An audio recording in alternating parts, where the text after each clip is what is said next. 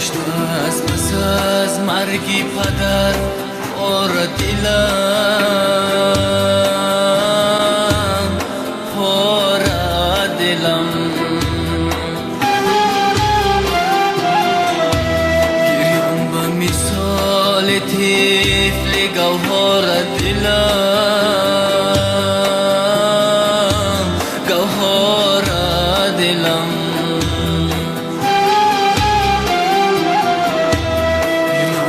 مثال طفل گوهر دلم گوهر دلم فرزند پدر بعد پدر گشت حلال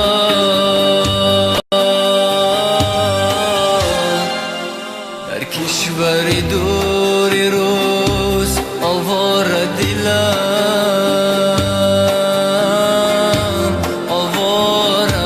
دلم در کشور دور روز آوار دلم آوار دلم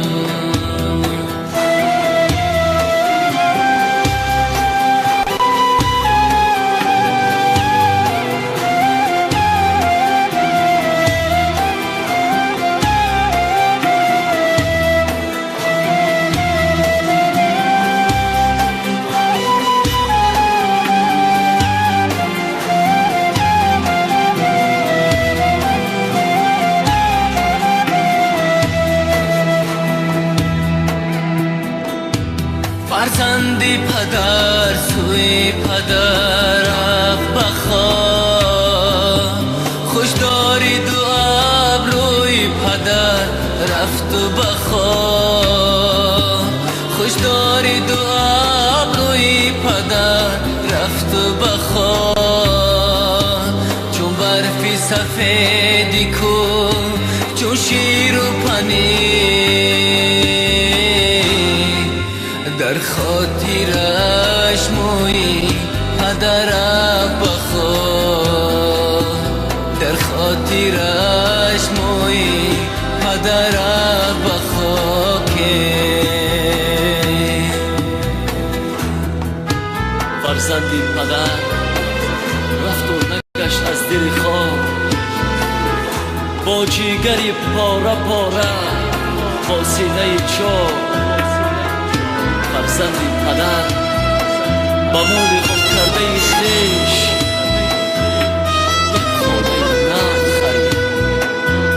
در منزل خواب